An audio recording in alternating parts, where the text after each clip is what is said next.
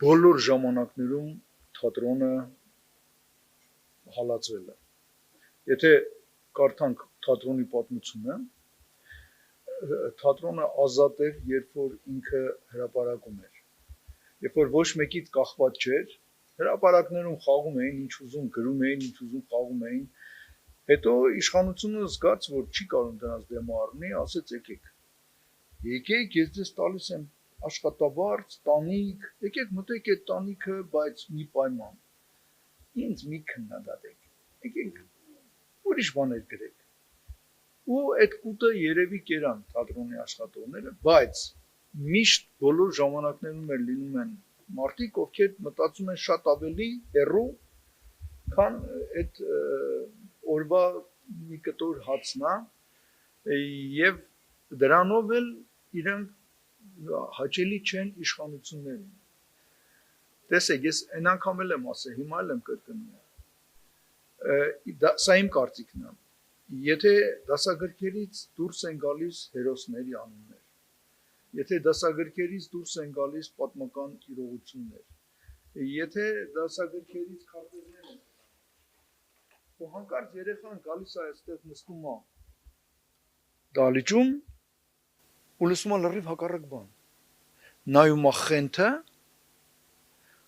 ու հասկանում է ինչ է կատարվել, իրականում ոնց է եղել։ Ես հիմա չեմ ասում, որ մեր խենթը հանճարեղ է, բայց բազմիցս ես դուրս եմ եկել գնալու տուն ներկայացումից հետո եւ այն դռների մոտ երեխաները կանգնած կարելի է ձեզ հետ մի հատ լուսանկարվենք, կարելի է ինչ լավ ներկայացում է, շատ շնորհակալ ենք, գրում են երեխաները ներկայացումից հետո շարադրություն են գրում։ Իրանք իրենց ու դա 6-րդ դասարան չի, դա 4-րդ դասարան չի, որ նկարեն, հասկանում եք, հասուն մարդիկ 9, 10, 11-րդ դասարանի երեխաներ հիմա գալիս են, լսում են, այս մեկը մեկից գալիս են վերջին ուսուցիչը դուք տեսնեք ոնց են նայում։ Մենք ունենք ներկայացում սիրելի Ելենա Սերգեևնա, դուք տեսնեք ոնց են նայում այդ ներկայացումը։ Այսինքն այն ինչ որ կապված է իրենց հետ, օրվա խնդիրների հետ, օրվա խնդիրների հետ, մենք այդ հարցերը բարձրացնում ենք։ Բայց բանից պարզվում է, որ դա հաճելի չի։ Ես ստեղ եմ տեսնում միտում։ Իսկ լեփրեցում դահլիճներում են անցնում ներկայացումները, թե այնուամենայնիվ քիչ են հաճախողները։ Նայեք, մենք ունենք այստեղ դրած լուսանկարող սարքեր, դուք կարող եք նայել այդ սարքերը, միգուցե ասենք 370 տեղանոց դահլիճի 20-30 տեղը կարող է լինել, բայց հիմնականում լինում է լեփլեցուն, լինում են դահլիճներ, ներկայացումներ, որոնք կիսատ են լինում, լինում է անձրև, լինում է եսիմ 4 մեքենա դուրս է եկել բանից ու չի հասել։ Հասկանում եք, sense դեպքեր են, ես չեմ ասում, որ մենք բան նենց սուպեր առողջացնեն ըստ ձեզ, այդ դեպքում եթե առողջ միջավայր, այ որ ճշտեին, ներկայացումներ, որ ճշտեին, ինչ որ մարմնի որ մասն են ուզում առողջացնեն։ Միգուցե ես չգիտեմ ինչ են առողջացնել, բարեփոխում, բարելավում, ինչը։ Ես էլ եմ ասում, ինձ պատասխանեք, ես մի հարց ունեմ, ես 3 հարց ունեմ այդ մարդկանց տալու, որից մեկը այն է, ինչ չէր կարող ձեր այս ֆինանսավորմամբ անել Էմին Թորոսյանը, որը պիտի անի հարգարժան Գոռ Մարգարյան։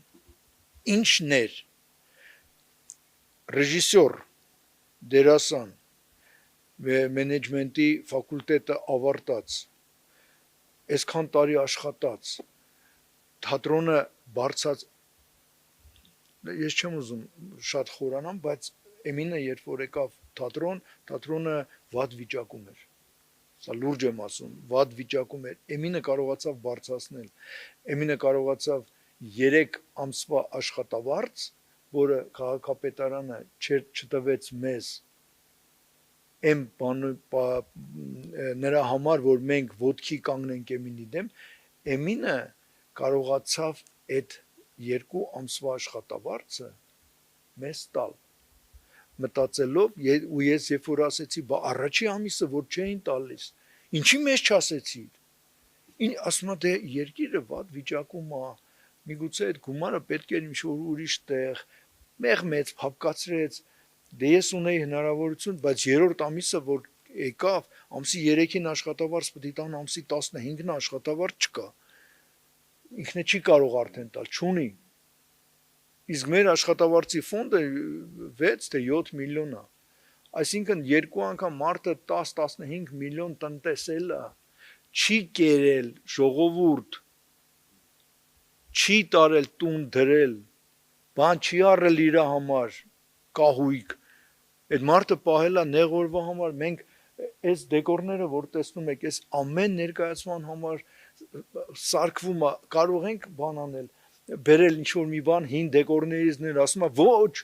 հին բան մի դրեք, այդ հին ներկայացման դեկորը պետք է մնա հին ներկայացման դեկոր, մի խառնեք իրար, այն երեխեն, որ եկավ, բա որ երկու ներկայացումն է տեսած լինի, չի ասի, քեզ չի ասի, այս երեկվա շորն էր ակելա, ամեն ինչ պետք է լինի նորը, լավը, փայլունը, դուք բանի Նարդոսի ներկայացումը եկեք նայեք, այդ ինչ զգեստներ է, նայեք, մենք խաղացել ենք Թենիսի Ուիլյամս, դեկորացիան մի հատ նայեք, ժողովուրդ, դեկորացիան բան շահեց, արտավազդ շահեց, դուք տեսեք ինչ դեկորացիա է, ինչ զգեստներ են, այսինքն մարդը գործ անող մարդ է, պատճառ լներ հանելու, ասեք գողը, ավազակը, այս դավթարը մարդը այսքան գողացել է, 2 ամիս եկաք նստեցիք, քրքրեցիք 15 սանտիմետր, դե ժապավենի չգտաք, որ ասեք, տեսակ չկա, ժապավենը, ուրա, տարել ես։ Միակ հիմնավորում է հրավիրատոմսերն էր, աստորեն։ Մի абսուրդ հիմնավորում էլ կա, դրա մասին չի խոսվում, մեղադրանքի մեջ գրված է եւ պարոն քաղաքապետ, խնդրում ենք միակողմանի տալ իրավունք միակողմանի լուծել այդ հրավիրատոմսերը եւ այն, որ ձեզ չի տեղեկացրել, որ հրավիրատոմս է տալիս։ Ու ես միանգամից պատկերացրեցի Ալեն Սիմոնյանը զանգում է Էմին Թորոսյանին, ասում է, բան էլի հյուրեր ունեմ, ուզում են նայեն այս ներկայացումը կարելի է, 2 հատ կամ 10 հատ հրավիրատոմս էլի։ Էմին ասում է, մի րոպե համպետի զանգեմ տենամ, ինչ ասում Տիգրան Ավինյանը, հետո գիտեք ինչ, ես ունեմ որոշակի լիմիտ, այ հիմա մնացել է ընդամենը 4 հրավիրատոմս, ես այդ 4-ը կարող եմ տալ, բայց 6-ը դուք պետք է առնեք, դուք պատկերացնում եք այս սիտուացիան, հետո էլ զանգում է բանին, Ավինյանին, Ավինյանը արդեն 6:30 է, գնացել է տուն, ու մերժում են Ալեն Սիմոնյանին, օրինակ, абսուրդ, սա ծիծաղել է, էլի եմ ասում, նման աշխատողները վարկաբեկում են քաղաքապետարանի, քաղաքապետի ինստիտուտը, եթե կան տենց մարդիկ, ովքեր նման որոշումներ են կայացնում, ես համոզված եմ, որ ինքը իրանով չի արել դա, իրան ասել են, ինքը հազիվ քթել է այդ,